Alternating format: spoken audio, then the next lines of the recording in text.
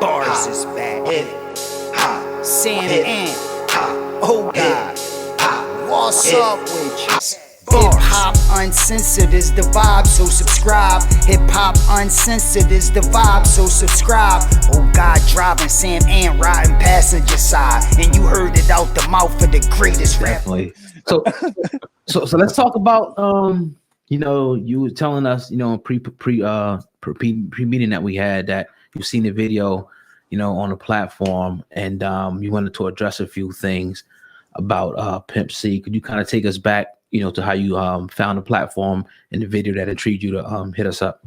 Okay, I think I was already following y'all. I don't know if I was subscribed on the YouTube, but the video was suggested. And I seen K Reno, which is, an OG out of Houston that I know and salute, you know what I'm saying? And the topic y'all was speaking on, I was present for understanding from him directly why he did certain things. And a little bit about myself, I'm one of the artists Pimp picked up when he started the UGK Records and the UGK Posse. I'm one of the spearhead artists from that label. So when he was out that last 2 years of his life, the entourage that, if you were able to witness, some of that was mixed with security, a photographer, his opening act, and maybe a homeboy or two or something like that. So about 75% of the shows he was doing, I was one of the opening acts the majority of the time. We had a few other cats that was with us. RIP to Vicious. He was one of the starting lineup. And then one of my partners named I Repeat, he was down too. We had a lot of things that was coming that would have identified us better. But once he passed away, we had no marketing or publicists to even let people know we were on the way. Gotcha. Now, did Pimp C actually diss Jeezy in that situation? What was their situation like? What I know about that situation is he felt kind of disrespected because he felt he was reaching out, offering himself, to people he respected. Because when he got out, we riding Bentley, listening to different artists. We listening to Sleepy Brown CDs that he actually gave him personally.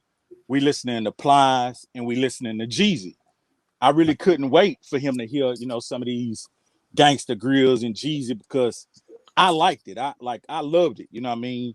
And I remember calling it before Jeezy started doing his ad libs. I heard a mixtape where he was just straight rapping, and there was so many gaps.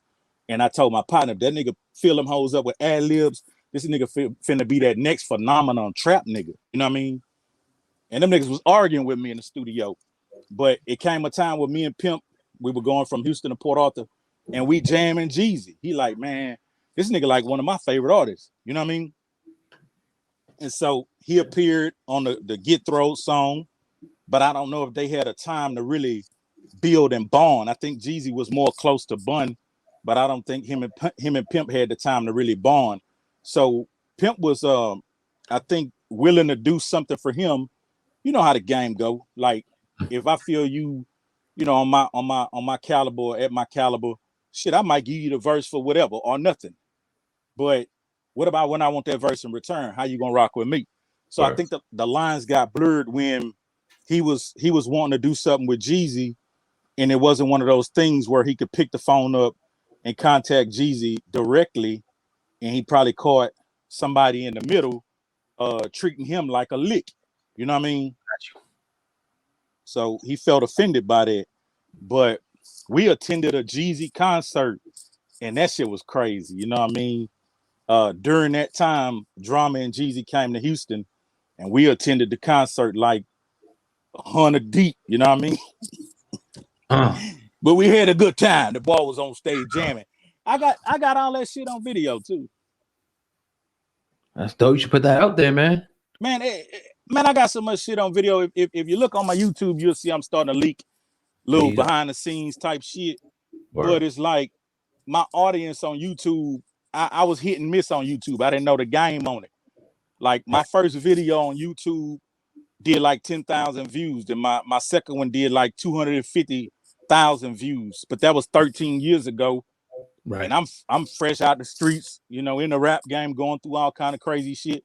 I ain't know shit about no social media or YouTube. Like I was like, man, I'm trying to get to World Star and on TV. You know what I mean? Yeah. Now talk about Atlanta. When Pimp C, he was going at Atlanta saying Atlanta's not really the South. He pretty much said that Atlanta's pretty much on East Coast time. Could you kind of break that down for us? What you thought he meant going at Atlanta? I'm gonna be brutally honest with you. Mm-hmm. That was calculated. Pimp was. I gotta say this. When Pimp got out, I didn't really hang around him a bunch before he went. I heard about his mind state and how he was moving, what he was doing through mutual friends that he mentioned on records. One of our partners named Donnie Young, he told me, you know, how he was moving. And so I didn't know how much business Pimp consumed along with being a musician and a popping artist that was innovative. So when I got the chance to be around him on a day-to-day basis, he was revolutionizing into something else besides just an artist. He was more interested in business. That's what I was able to gather from it.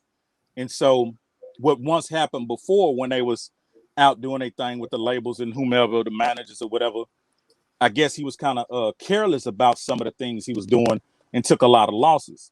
He was trying to be more on top of his business this time, and he wanted more control of certain things. So one of the things that bring us to this part, they were promoting, I believe, one of the albums. And it's hard for me to put things in perspective because when you're in the inside of it, living it, doing it day to day, the promotions, you don't even know that's really popping until you catch up to it.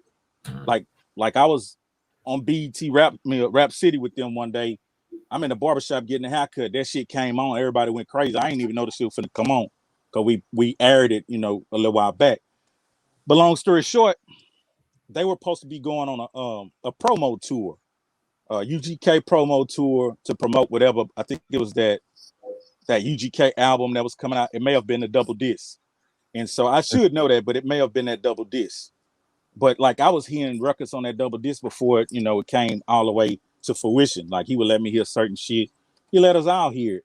But this particular time, him and Bun was supposed to go on this tour to promote that album. But what he explained to me was something Chameleon now told me years prior. Those promotional tours are not paid shows. They're favors that the label and the radio station may be working out, or whatever media company may be working out. And what's paid is the travel and the room and board and probably, you know, a food budget, but it's no compensation for you getting up there, you know, doing what you love to do that you normally get paid, you know, thousands of dollars for. So, and I don't know how many dates it was. And so Bum was ready to go and Pimp was still lollygagging around the house in a big ass white t-shirt and some big ass white boxer drawers, and he didn't have his glasses on. And so I'm in the living room. We had this house in Port Arthur. I'm in the living room chopping it up with him. Like, I want to go. And the reason I want to go is because not only was I like an opening artist and one of the artists that he did a mixtape for, and he was like promoting and bringing and introducing me, I was also the merchandise man. So along with the rider, VIP, this and that, we also had a merchandise table that the club or the promoter didn't touch. We took all that, you know what I mean?